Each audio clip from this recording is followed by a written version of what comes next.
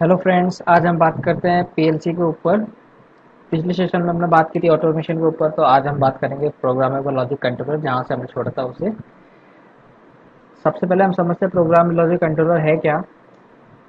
तो पीएलसी आपकी एक कंट्रोलिंग डिवाइस है जो इंडस्ट्री में कंट्रोलिंग करने के लिए यूज में ली जाती है आपकी। बेसिकली आप इंडस्ट्रीज के अंदर कंट्रोल पैनल्स देखते हो, उनको हम क्या करते हैं, ऑटोमेशन सिस्टम बनाकर उसे हम ऑपरेट करते हैं पीएलसी के द्वारा। इंडस्ट्रीज में आपके पीएलसी ही यूज में ली जाती है ज़्यादातर। तो पीएलसी आपकी एक कंट्रोलिंग डिवाइस है। PLC is the controller. इसमें आपके दो पार्ट होते हैं, एक होता है आपका हार्डवेयर पार्ट और सेकंड पार्ट होता है आपका इसमें सॉफ्टवेयर पार्ट।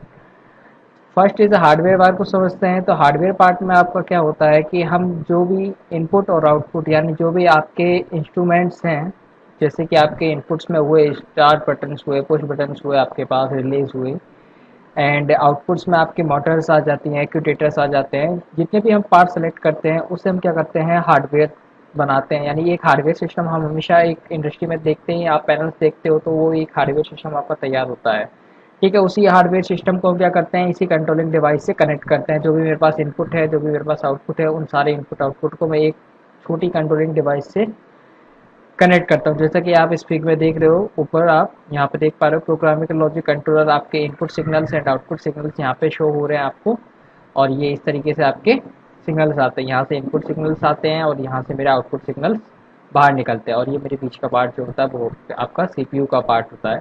ठीक है, जो भी मेरे पास इसमें, जैसे कि आप क्या कर पाते हो यहाँ पे देखिए, जैसे ये रहे मेरे पास इसमें देख रखे कंट्रोल वाल्व्स है, मोटर्स हैं। ठीक है, यहाँ पे बहुत सारी चीज़ें आपको शो हो रही हैं। तो इन्हीं चीज़ों को मैं क्या करता हूँ, कंट्रोलिंग करता हूँ। तो कंट्रोल किससे कर रहे हैं हम, सॉफ्टवेयर से। हार्डवेयर पार्ट हमने जैसे ही तैयार करते हैं, देन उसे हम सॉफ्टवेयर के द्वारा क्या करते हैं, ऑपरेट करते हैं। इसको हम प्रोग्रामेबल लॉजिक कंट्रोलर भी बोलते हैं। क्यों? क्योंकि इसको हम जो भी प्रोग्राम देंगे, यानी हम यही चीज़ चाहते हैं कि ऑटोमेशन में आपका होता क्या है वर्क, कि जो भी हम उसे वर्क दे वो प्रॉपरली उसी तरीके से वर्क करे जो हमने उसे काम असाइन किया है, या जो भी वर्क हम उसे असाइन कर रहे हैं, तो वही वर्क हम इससे करवाना चाहते हैं। ठीक है, तो सबसे पहले हमको करना क्या है, जो भी हमारे पास सिस्टम्स में इनपुट्स एंड आउटपुट्स हैं उनको सबको क्या करेंगे, हम एक कंट्रोलिंग डिवाइस से कनेक्ट करेंगे।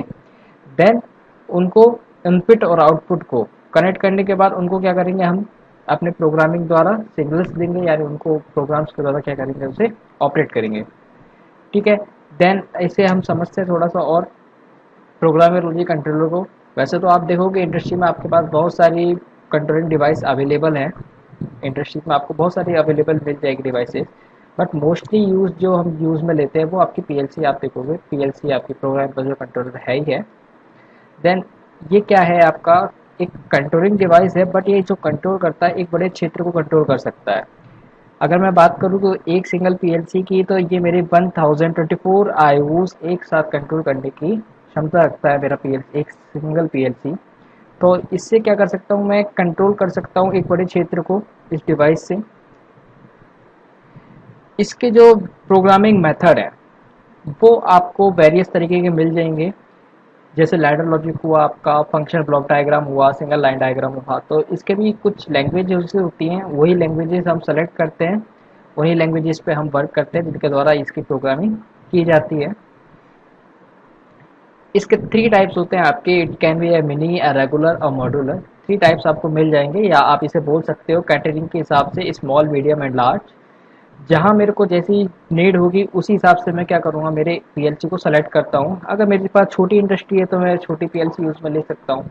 अगर मेरे पास बड़ी पीएलसी यूज़ में मैं ले रहा हूँ, यानी बड़ा थोड़ा सा पार्ट है मेरा, तो उस बड़ी पीएलसी ले सकता हूँ। ज़्यादा बड़ी इंडस्ट्रीज है तो मैं लार्ज स्केल पे लार्ज पीएलसी को भी यूज़ में ले सकता हूँ। ठीक है, यहाँ पे mini, regular and modular three types की पीएलसी है। तो मिनी जो पीएलसी होती है वो आपकी फिक्स पीएलसी होती है, यानी आपके इसमें आईओस फिक्स होते हैं, इनपुट एंड आउटपुट। और रेगुलर जो पीएलसी होती है वो आपकी एक्सटेंडेबल पीएलसी होती है, जिसमें आप अपने इनपुट कार्ड्स को एक्स्ट्रा बढ़ा सकते हैं, आउटपुट कार्ड्स को बढ़ा सकते हैं। डिजिटल कार्ड्स हुआ या एनालॉग कार्ड्स हुआ, उनको हम क्या कर सकते हैं, एक्सटेंड कर सकते हैं। एंड जो मॉड्यूलर पीएलसी होती है वो आपकी modular PLC rack type PLC होती है। इसके अंदर एक खुद का ही इसका पावर सप्लाई होता है, खुद का ही अपना एक सीपीयू होगा, यानी सारे जिस तरीके से आपके वन बाय वन चीज़ें जुड़ी होती है उसी तरीके से इसकी भी चीज़ें जुड़ी होती है। सीपीयू अलग होगा आपका, इसका पावर सप्लाई अलग होगा, इनपुट कार्ड अलग होगा, आउटपुट कार्ड अलग होगा। चाहो तो आप उसे अलग अलग भी कर सकते हो और उसे एक साथ भी आप कर सकते हो। देन इसकी जो लाइफ टाइम है वो बहुत ज़्यादा होता है। It can be use anywhere from industry, हम इसे कहीं पे भी यूज़ में ले सकते हैं इंडस्ट्रीज़ में। और हॉस्पिटल्स में भी आपने देखे हैं जो पैनल्स लगे रहते हैं, जो उनका सिस्टम होता है ऑटोमेशन बेस पे ही चलता है। एंड स्कूल्स पे भी हुआ, होम्स में भी हम यूज़ में लेते हैं बेसिकली। तो हम इन चीज़ों को यूज़ में लेते हैं। देन हम स्काडा की बात करते हैं। स्काडा क्या है आपका? स्काडा इज ए आपका, ये एक कंट्रोलर है आपका, ये भी एक कंट्रोलर है, बट ये क्या करता है आपकी इंडस्ट्री को रिमोट लोकेशन से ऑपरेट करता है। इसकी जो फुल फॉर्म होती है आप सुपरवाइजरी कंट्रोल एंड डाटा इक्वाइजेशन होता है। जैसे कि आप इसमें फुल फॉर्म ही देख रहे हो तो फुल फॉर्म से ही आपको इसका पूरा समझ में आ जाएगा किस तरीके से हम इसको यूज में लेते हैं। जैसे आप स्क्रीन पे देख रहे हो, स्क्रीन पे भी आपके शो हो रहा है, आपके जैसे ये प्लांट का आपको ये शो हो रहा है, ठीक है। यहाँ पे भी देखिए, यहाँ पे भी प्लांट्स की शो हो रहे हैं, तो यहीं से हम मॉनिटरिंग करते हैं, सारी चीज़ें यहीं से बैठ के देखते हैं। स्काडा क्या है आपका? ओनली एक सॉफ्टवेयर पार्ट है जिस वो जो क्या करता है पीएलसी से सिग्नल लेता है, आपके पीएलसी को सिग्नल भेजती है। देन हम उसी सिग्नल्स को क्या करते हैं स्क्रीन के ऊपर शो करते हैं, विजुअल करते हैं स्क्रीन के ऊपर। एंड उन्हीं सिग्नल्स को हम मॉनिटर के द्वारा, यानी एक कंप्लीट प्लांट जो बनाते हैं हम मॉनिटर पे, उसी सिग्नल्स को हम क्या कर पाते हैं टेक करके उसी सिग्नल्स को हम ऑपरेट करते हैं एक रिमोट लोकेशन से। अब वो आपकी रिमोट लोकेशन आप खुद तय कर सकते हो कहाँ पर लगानी है, यानी हम वहाँ से बैठ के वो सारी चीज़ों को ऑपरेट कर सकते हैं बिना इंडस्ट्री में जाए। ठीक है, कुछ इसके आपके एग्जांपल्स हैं, जैसे कुछ इसके फीचर्स भी हैं। तो स्काडा मीन जैसे मैंने आपको बताया supervisory control and data acquisition. ठीक है, जो सुपरवाइजर का काम होता है वही काम ये भी करता है आपका, कंट्रोलिंग करना और डाटा भी हम कंट्रोल कर सकते हैं। ठीक है, बहुत सारी चीज़ें इसमें भी आपके कुछ फीचर्स हैं। SCADA is an integral part of automation, क्योंकि ये क्या है आपका एक महत्वपूर्ण पार्ट है इंडस्ट्रीज़ के अंदर, आपका एक महत्वपूर्ण पार्ट बन गया है आजकल। It helps to monitor remotely monitor and control a large area. ये क्या करता है आपका एक रिमोटली मॉनिटर करने के लिए यूज़ में लिया जाता है, आपकी मदद कर रहा है कंट्रोल करने में बहुत बड़े क्षेत्र को एज ए रिमोट लोकेशन से। और क्या कर पा रहे हैं हमें इससे, जो आपके लोकल ऑपरेटर्स होते हैं, और ये लोकल ऑपरेटर्स का वर्क क्या होता है वहाँ पे सिर्फ इसको ऑपरेट करना और वहाँ पे कोऑर्डिनेट करना, सिर्फ बाकी जो सारा काम हम स्काडा से ही कर पा रहे हैं। बाकी लोकल ऑपरेटर्स को सिर्फ इसलिए रख दिए हैं कि बस उनको थोड़ा बहुत कोऑर्डिनेट कर पाए, उस सिस्टम के बारे में इशू हो तो कुछ वो वॉट कर पाए।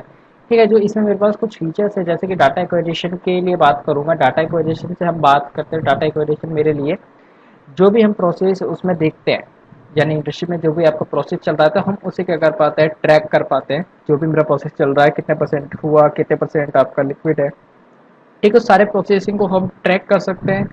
और इसमें कुछ मेरे पास हिस्टोरिकल लॉगिंग करके एक फीचर्स होते हैं, तो हिस्टोरिकल लॉगिंग्स मेरे को प्रॉब्लम ट्रैक करने के लिए काम में आ जाती है।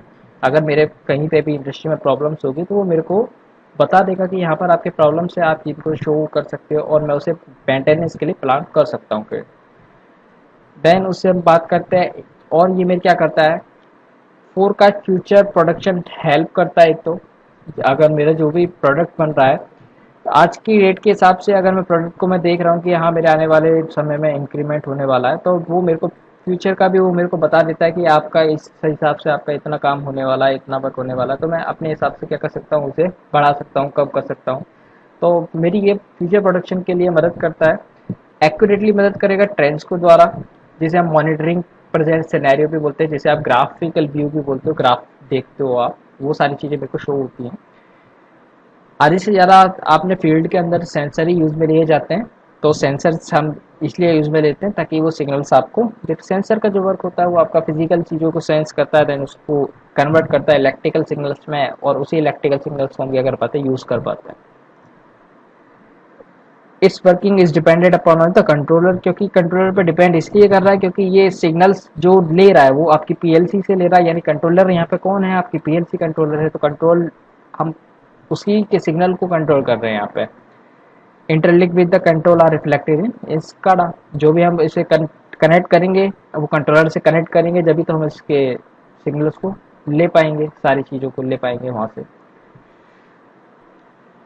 देन इसके बाद हम नेक्स्ट लेक्चर में बात करेंगे रिले लॉजिक सर्किट के ऊपर एंड इसकी वायरिंग के ऊपर थोड़ा सा।